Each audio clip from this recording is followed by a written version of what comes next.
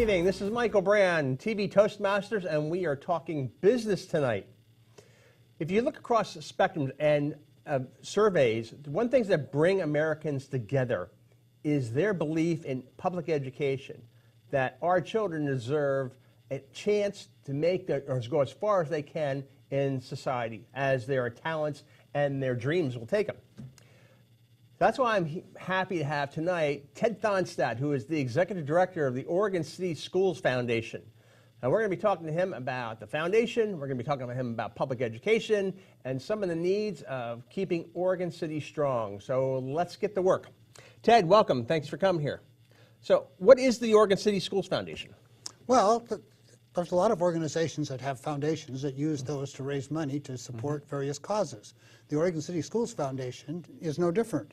The only thing it is attempting to do is to try to wants to make Oregon City the best place to raise a child. So what's the purpose? What's the purpose of the foundation? Why do we need a foundation? Yeah, why do we need one? Well, we need a foundation because the simple fact is that the state does not provide enough money to do all the things that we need to do in our schools. Wow, now if my audience is out there listening to this, they're thinking like, I'm paying property taxes out the years. Why isn't there enough money? And now you're saying there's not enough money. Okay, so tell me more about that. Why there's not enough money? Well, the state has been reducing education funding for the past, I came to work for the Oregon City School District in 2007, and I think we started in 2010, reducing school budgets. So this is an attempt by local residents to fill that gap? To fill that gap. Okay. And you know, the simple fact is that schools can't do it alone. You know, case in point is this past Sunday and yesterday we were contacted by a couple of elementary students. I would guess they're in the 2nd or 3rd grade, and they were selling cookies boxes of cookies or cookies you could bake in order to raise money to fund a PE teacher. Now, I really admired their enthusiasm. We had a lot of fun with the two girls, but I really doubt that they can sell enough $20 worth of cookies to fund a PE teacher at an elementary school. Wow. So what are some other communities doing? Are there other school districts that have foundations? Yes, there are. All the neighboring school districts have foundations, and there is a couple that could have funded elementary school PE teacher with no problem out of their foundation funds. They do a variety of things. Lake Oswego, for instance, basically uses their foundation to fund teachers in order to reduce class size. Okay. North Clackamas uses its foundation for a variety of things that include teachers and various programs and activities, technology, whatever. So what do you want to do? What is the long-term goal of the Oregon City Schools Foundation? What is it that you want to do when this is up and running? When it's up and running, what's your dream? What's your big dream? We have identified three. Okay. We have identified 3 areas that we want to make an impact on. We want to make an impact on literacy. We want to get children to start understanding what books are and listening to their new mothers read the books, and that's why we have the other program, the Books for Babies program. Okay, is this the one we're talking about? That's the rhyme book? The rhyme book. And that has instructions on mothers on how to get their child to start thinking about being a reader from the time they're born and into the 1st and 2nd grades. We want kids to be able to read at the 3rd grade level when they're in the 3rd grade. So literacy is a big focus of our foundation. So you want to get this book in the hands of newborns or young people before they even get to your classroom. We hand that book out. If your wife had a baby at Oregon City, at Willamette Falls High School in the birthing center, she would go home with one of those, and she'd go home with directions on how to use it and what to do. Okay. And then a year from now, she can, if she opens up the packet and sends us back the form, we'll send her a book on the baby's 2nd birthday.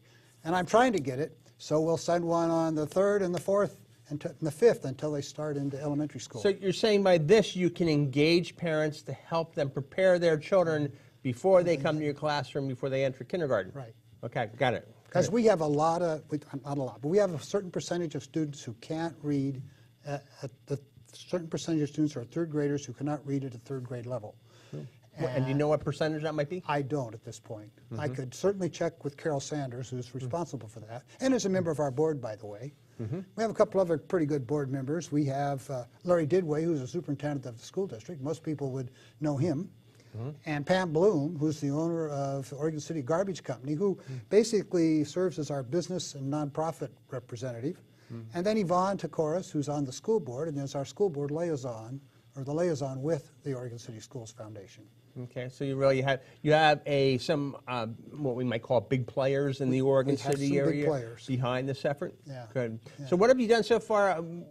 And how much have you raised so far? Or are you just starting out? Right? We had a relaunch event, Okay. and had a lot of people there. We didn't do it as a fundraiser. We just did it as an information session for people to come and learn about what was, what the foundation's about and what's going on and what we're trying to do. And it was very successful. We got very positive feedback. Okay. And some people did make a donation, but we weren't doing it for that purpose.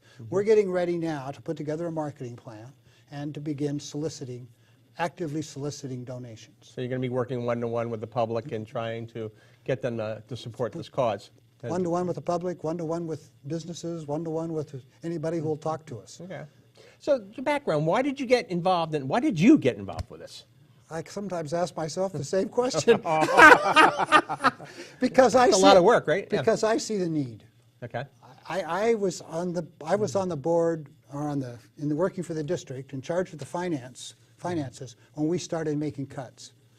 And we made significant cuts. One year we cut 45 teachers. In Oregon City? In the Oregon City School District.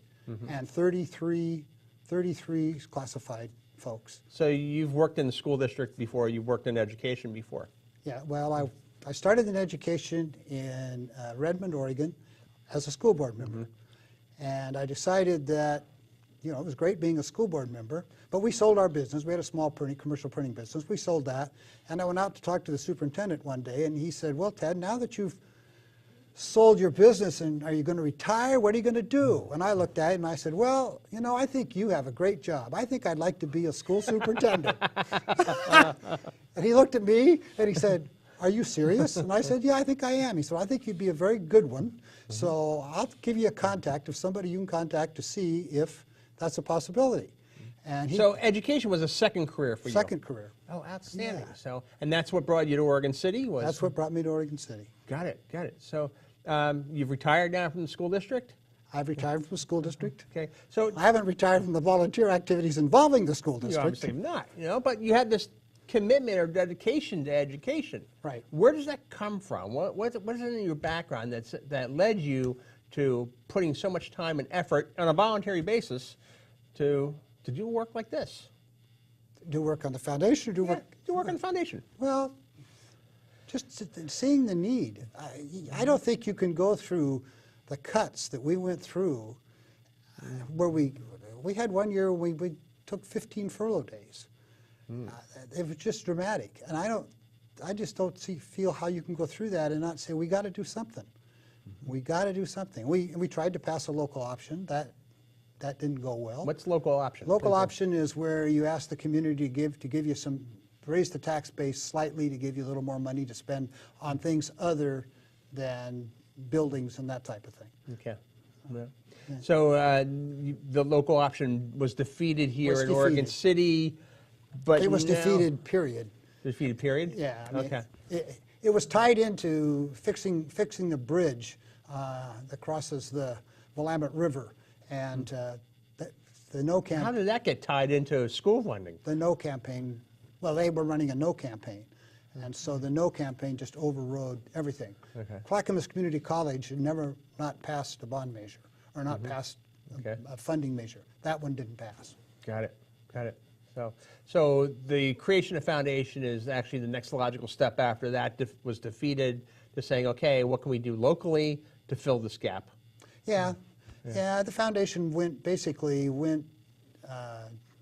quit working, or I don't know what you say, went out of business, or quit being active would be probably the better way to say it. Okay, so this is a Foundation 2.0. This is a recreation of it. This is a recreation. There was one before. Right. It went out of business. Now you're doing it again. Okay.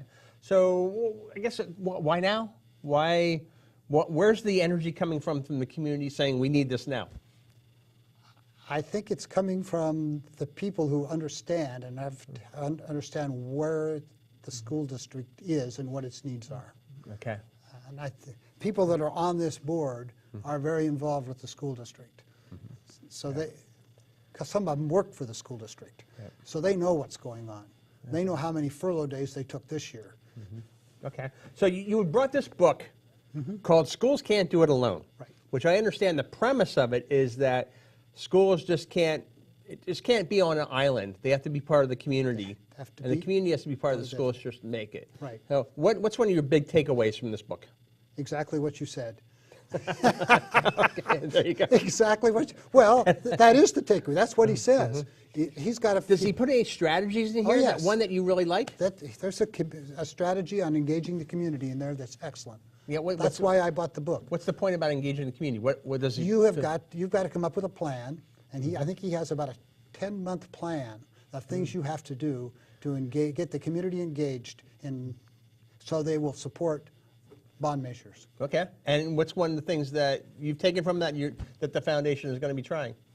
I haven't come up with that. Okay. No. Well, you're still in the early stages of this, Yeah, right? we In the are. organizing. We are. Right? Yeah. So, got it. The So, interesting thing is, I called him because I've heard him speak before, and I sent an email to him. I heard him speak before, and I said, Jamie, I need a copy of your book because I'm working on the Oregon City Schools Foundation.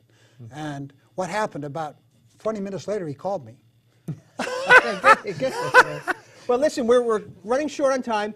Anybody wants more information about the Schools Foundation, where can they go? Well, they can contact me, or they can go to the website, which is Oregon City Schools Foundation. OregonCitySchoolsFoundation.org? .org. .org. All right. Well, thank you very much. My guest today has been Ted Thornstad. We're talking about education. We're talking about education in Oregon City, which is actually one of the foundations of a great business environment. So once again, this is Michael Brand. Thank you for joining us, and let's get back to work.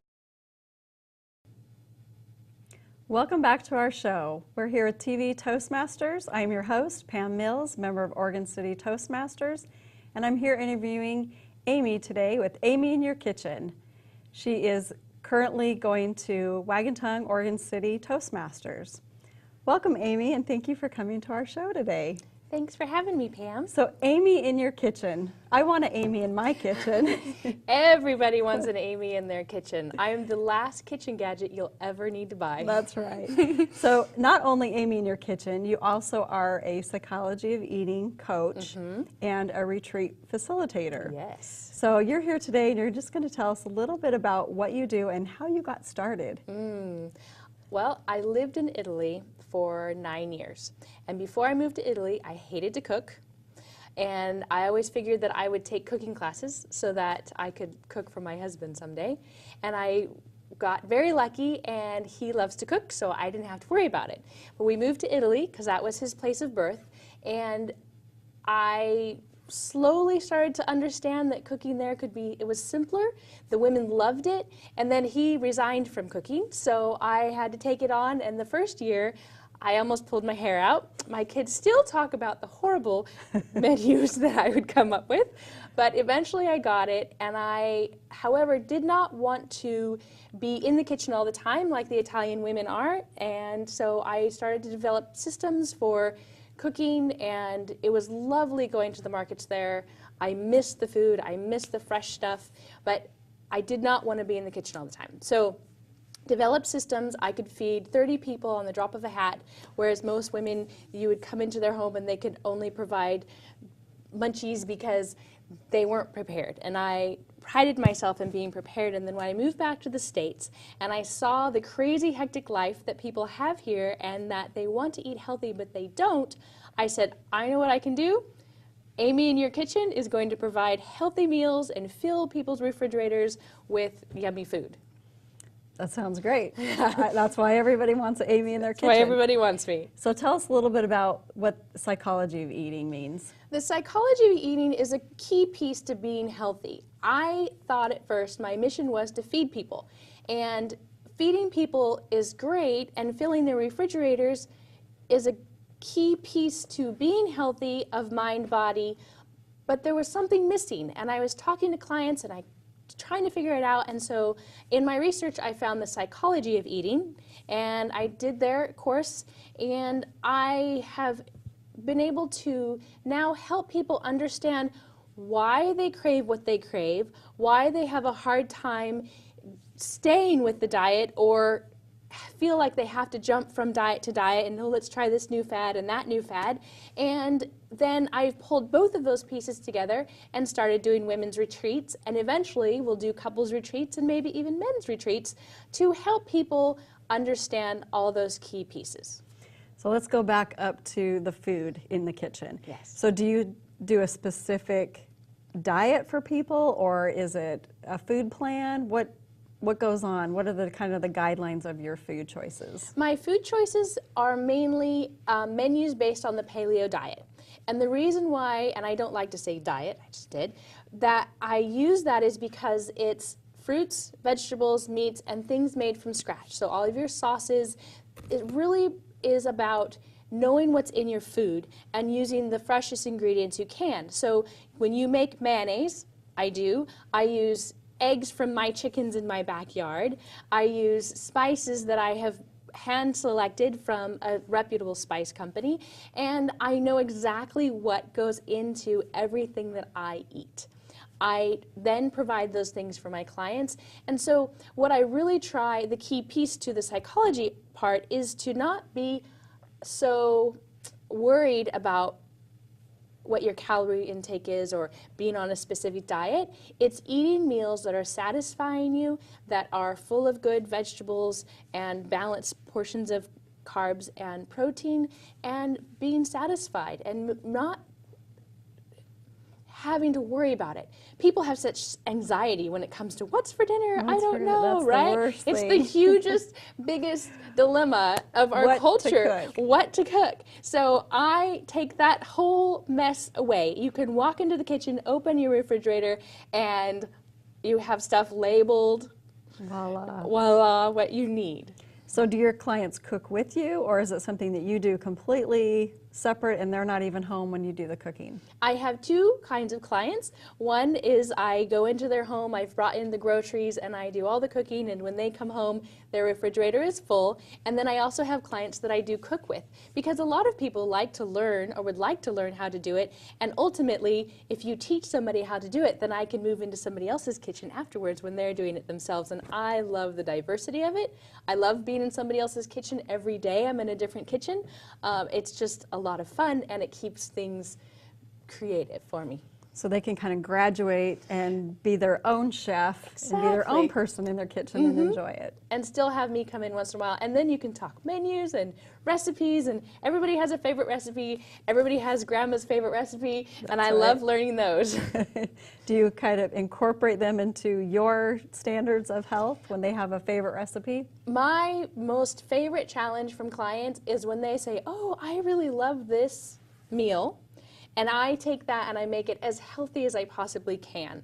My most favorite accomplishment was a potato cheddar bacon corn chowder. And I made that paleo. Wow. Yes, That is with a few secrets that nobody needed to know about. I love sneaking in food. I have kids, and them wanting to eat vegetables was impossible. And so I started learning how to Hide sneak it. stuff in. And most of my clients will tell you, well, when I first started with Amy, I wouldn't eat this, and I would not touch this, and I don't like that. And I have just been blessed to figure out ways to help people eat more vegetables, eat things they never thought they would want to eat. Stuff like that. just sneaking it in I there. sneak it in there, Tricky mom. or do it in a different way So that they enjoy it. so that you enjoy it, right? There's more than one way to cook everything. So you also do monthly cooking classes. Mm-hmm. What does that look like? How many people can you have, and how do they learn? So they can come in. I only have room for 6, and we hands-on take the vegetables and teach them how to efficiently chop things. Your best tool in the kitchen, besides me, is your knife. And if you don't know how to handle your knife, or you don't have a sharp knife, it can be detrimental to your enjoyment in the kitchen. Having the right tools helps in any job you do, but most importantly in the kitchen. Having stuff that you like to surrounding yourself with things that you are enjoying to look at as well. Like I have colorful bowls and everything that I have is in a different color, reds and greens and blues. I don't do anything black and white. I've had some of the kids of my clients comment when they come in, it's so colorful in here when we come in. The whole rainbow. Right, the whole rainbow. Enjoy it, make it happy and fun. So the cooking class, you come, hands-on, prepare 4 different meals, and you get to take those home with you. So what are some tools that you would recommend somebody to have in their kitchen? What's your favorite tool? I have 2. I love the Instant Pot. It's your digital pressure cooker. I would be lost without that. You can get things done so fast, and it's amazing. It changes the efficiency of the kitchen. And then a mandolin, which is your slicer, and you can do julienne and slices, and you can have exact measurements. It's wonderful and fast as long as you buy the glove. Always buy the glove. So we don't hurt our little fingers, right? How many people are like, I got that thing you said, but I cut myself. I'm like, that's why I said buy the glove. I wish that they would package them together so that people don't go, oh, I don't need that. So those are my 2 favorite things. Maybe that's a change you could make. There you go. I'm going to implement that change. Make that change there to you the go. manufacturer. All right, well, that is some great advice. And now we also said that you are a retreat facilitator. Yes. Big word. What does that look like? How many retreats do you do a year? I am jumping into it. We're trying to do 4 this year. Next year we'll be expanding to possibly 8. And this year we're all doing local. Next year we're going to be doing international retreats. And we're going to be bringing women in to learn to enjoy themselves.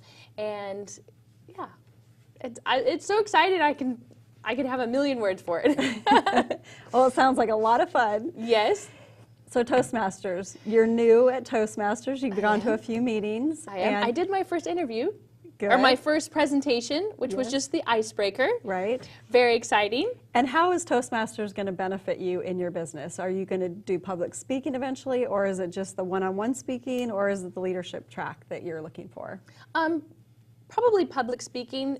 In my retreat realm, I need to be able to get in front of a group of women and to, in an organized way, present information. I have no problem speaking in front of people.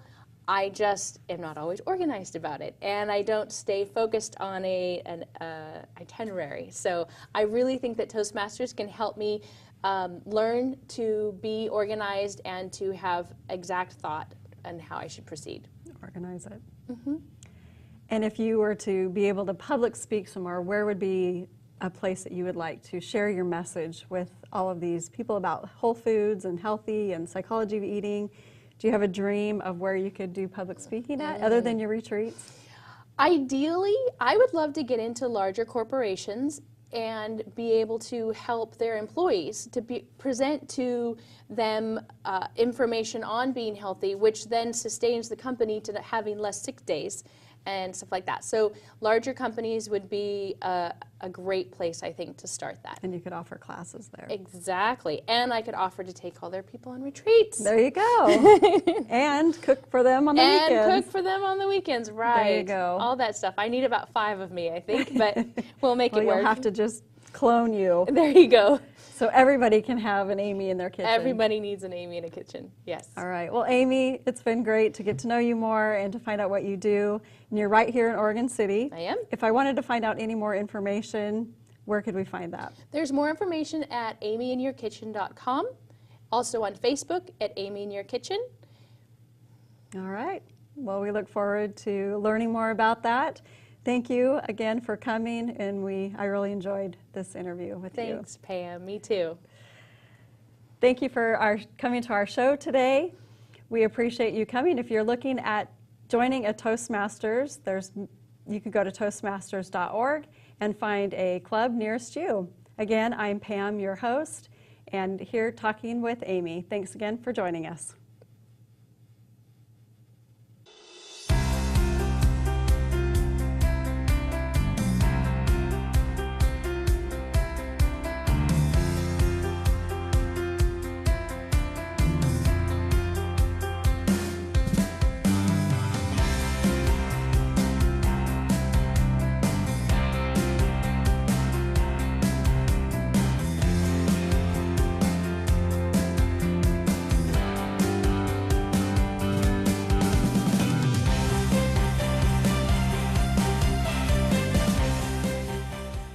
My name is Charles Sherby.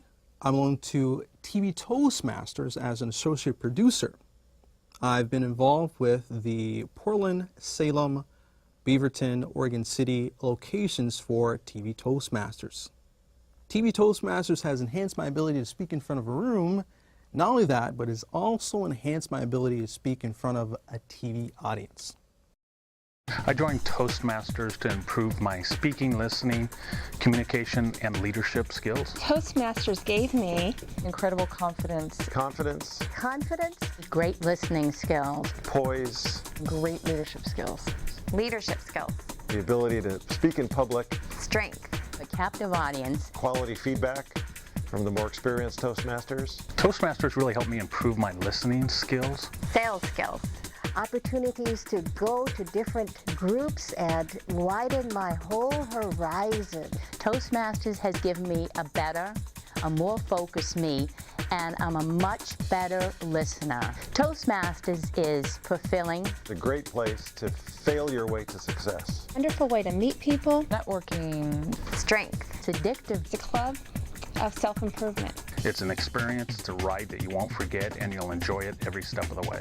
Toastmasters helped me land a kick-butt job. I sang at one of my table topic speeches, and people liked it and applauded. My business is doing great, and I'm very, very grateful to Toastmasters. It's been a great experience for me. Thank you, Toastmasters. Thank you, Toastmasters. Thank you, Toastmasters, for giving me so much confidence. Thank you, Toastmasters, for everything.